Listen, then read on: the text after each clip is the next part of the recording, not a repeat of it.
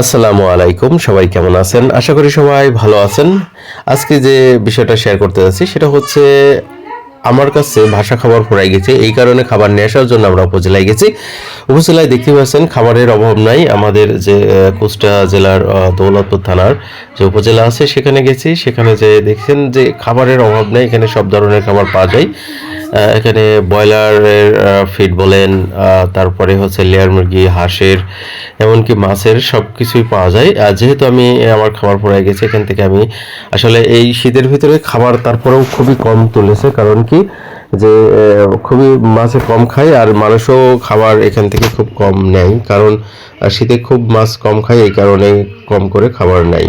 আর আমার যেহেতু মাছ অনেক, এই কারণেই আমি এখান থেকে আজকে প্রায় 30 বস্তার কাছাকাছি আমি খাবার নিলাম। মানে একটা ভ্যানে যা আটে আমি এই ভ্যানটাই সাজাই নেব, দেখবো যে আসলে কতগুলো খাবার আটে। আর একটা ভ্যানে যতটুকুগুলো খাবার আটে সেইগুলোই নেব। আর যেহেতু আজকে 11 তারিখ, 12 তারিখে ভোট, এই কারণেই আমরা আজকে নিয়ে যাচ্ছি। কারণ 12 তারিখের পরে কি হবে সেটা জানা নেই। এই কারণেই আজকে খাবারগুলো আমি নিয়ে যাচ্ছি। যে 30 বস্তা দেখা গেল যে আমার যে কয়দিন হয় ভোট পার হয়ে যাবে। আর এই ভোটের পরে আবার খাবার নিতে আসবো যদি ভাষা খাবার। আর একটা জিনিস বলে রাখা ভালো, এর সাথে সাথে ভাষা খাবারের সাথে সাথেও কিন্তু আমরা হচ্ছে ডোবা খাবার খাওয়াই। আপনারা যারা ভাষা খাবার খাওয়ান তার সাথে সাথে আপনারা ডোবা খাবার খাওয়াতে পারেন। আর এছাড়াও কিন্তু আমি অনেক সময় হচ্ছে মাছকে ভাত খাওয়াই, ভাত রান্না করে। আর যেহেতু শীতের মধ্যে এখন ওগুলো, আর শীতের ভিতরে ডোবা খাবারটাও কম দিচ্ছি, হাফ বস্তা করে। আর আপনারা চেষ্টা করবেন সবসময় খাবারগুলো হচ্ছে শীতের মধ্যে কম দেওয়ার।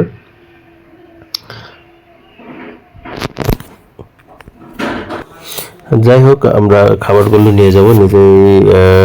আর যেহেতু আমার ভাষা খাবার ফুরাই গেছে, এখান থেকে নিয়ে যাই। বিকেলের দিকে আমি খাবার মাছকে দিব। আর আপনারা শীতের ভিতরে কম খাবার দেওয়ার চেষ্টা করবেন। আর খাবারে আসলে আমি যেহেতু খাবারের ভিতরে অনেক রকম আছে, যেহেতু জিরো ফিড আছে, 1-2 আছে, সেগুলো আমি নিচ্ছি হচ্ছে জিরো ফিডের পরে যেটা আছে সেটা হচ্ছে গ্রোয়ার ফিড, যেটা হচ্ছে নারিশের গ্রোয়ার, যেটা মাছকে বৃদ্ধি করবে, বড় করবে। আর ফিনিশারটা হচ্ছে মাছকে মোটা টাতা করবে, যেটা হচ্ছে মাংস ধরাবে মাছের গায়ে। সেজন্য আমি আজকে যে ফিডটা নিচ্ছি সেটা হচ্ছে ফিনিশার, নারিশের ফিনিশারটা নিচ্ছি। আর নারিশের ফিডটা অনেক ভালো, আমার কাছে মনে হয় ভালো। আপনারা কোন ফিড খাওয়ান সেটা জানি না, কিন্তু আমি নারিশের ফিডটাই খাওয়াচ্ছি। আমি যেহেতু ভ্যান সাজানো হয়ে গেছে, আমরা ভ্যানটা এখন দড়ি দিয়ে বাঁধবো, বাইরে নিয়ে যাচ্ছি যেহেতু পাশে ছিল। এখান থেকে আমরা এক ভ্যান খাবার নিয়ে নিলাম। এক ভ্যানে যা আটে 30টা মতো আসছে। এরপরে দিলে হয়তো ভ্যানগুলো পারবে না। আর এখান থেকে কিন্তু আপনারা আরও অনেক কিছু পাবেন। সেটা হচ্ছে আপনারা মুরগির জন্য যে, যেহেতু বস্তাগুলো বাঁধা হয়ে গেছে, আমরা এখন নিয়ে যাচ্ছি বাসার উদ্দেশ্যে। আর এখানে আমি উপরে বসে আছি, আর উপর থেকে বসে বসে ভিডিওটা করলাম। আর যে ভ্যানওয়ালা, সে ভ্যান চালাচ্ছে। অলরেডি বাসায় আমরা পৌঁছাই গেছি। আরেকটা জিনিস সেটা হচ্ছে বাসায় পৌঁছানোর সময় আমরা হচ্ছে খাবারগুলো বার করে জায়গায় সুন্দর করে সাজাই রাখলাম। কারণ এই খাবারগুলো যদি সাজাই না রাখি তাহলে এক বস্তার পরে এক বস্তা তুলে পাশাপাশি পড়ে যাবে। এই কারণে আমরা সুন্দর করে সাজাই রাখতেছি। আর আস্তে আস্তে আমরা খাবারগুলো ভ্যানে থেকে নামাই নিলাম। ভ্যানে থেকে নামানোর পরে আমরা এখন কি করব, ভ্যানে থেকে নামানোর পরে যাই হোক, আমরা বেশি দেরি করবো না, খাবারগুলো খুব জোরে তাড়াতাড়ি আমরা নামাই নেব। আর দেখছেন তো ভিতরে তুলতে। এখন আমি আসলে খাবার দেওয়ার জন্য পুকুরে নিয়ে যাচ্ছি। পুকুরে এখন আমরা খাবার দিব। যে আসলে পুকুরে যেহেতু সন্ধ্যা হয়ে আসছে, আজকে একটু লেটই খাবারটা দিচ্ছি। আর শীতের মধ্যে একটু বেলা থাকতে থাকতে খাবারটা দেওয়া ভালো, যাতে করে রৌদ্রের ভিতরে মাছগুলো খেয়ে নিতে পারে। আর পানিটা নষ্ট হবে না, এই কারণেই যত বেলা থাকতে দেওয়া ভালো। আর যেহেতু আমি এখন খাবারগুলো দিতেছি, দেখেন মাছ কিন্তু সেইভাবে খাচ্ছে না। কারণ শীতের ভিতরে মাছ এমনি একটু কম খাই, এই কারণেই মাছগুলো খুব আস্তে আস্তে খাচ্ছে। এই এক বস্তা ফিড আমি খাওয়াচ্ছি, কারণ এই এক বস্তা ফিড এখন খাওয়াতে কমপক্ষে 5 মিনিট লাগবে। কিন্তু হচ্ছে আমরা যখন গরমের সময় আর কিছুদিন পর হবে, এক বস্তা ফিড খাইতে 50 সেকেন্ড টাইম লাগবে।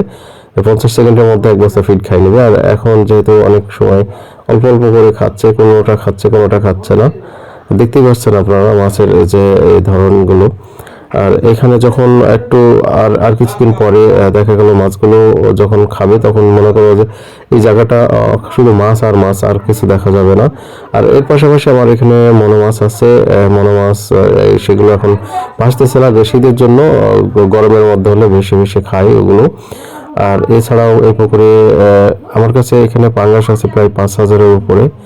আর ওর সাথে সাথে কিছু রুই মিল্কি, গ্লাস কাপ আছে, কাতল আছে, সিলভার কাপ আছে, মনো মাছ আছে, সব মিলে অনেকগুলো মাছ আছে, অনেক রকম। আর যেহেতু এই খাবারগুলো আমি খুব কম পরিমাণে দিচ্ছি, কারণ কি কম পরিমাণে খাবার দিলে এই সাদা মাছগুলো বাঁচতে পারবে, কিন্তু বেশি বেশি খাবার দিলে যদি এই মাছগুলো পাঙ্গাস খাবার না খায় তাহলে দেখা গেল যে এই মাছের সমস্যা হয়ে যেতে পারে।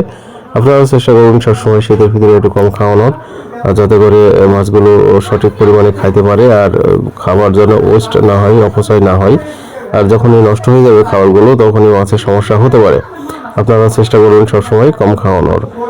আর দেখেন যে কিভাবে ফিডগুলো খাচ্ছে। এখন একটু খুব দ্রুত মাছগুলো দেখা যাচ্ছে, আর কিছুদিন পর হয়তো একদম উপরে চলে আসবে মাছ খাওয়ার জন্য। আর মাছ খাওয়ার জন্য এখানে একটা সুন্দর একটা জায়গা করা হয়েছে, গত বছর করেছিলাম এটা মাছানটা, কিন্তু এখন অনেক নড়বড়ে হয়ে গেছে, এটা ঠিক করতে হবে কখন পড়ে যায়। আর আপনারা অবশ্যই অবশ্যই আমার জন্য দোয়া করবেন, আর ভালো থাকেন। আজকে আল্লাহ হাফেজ।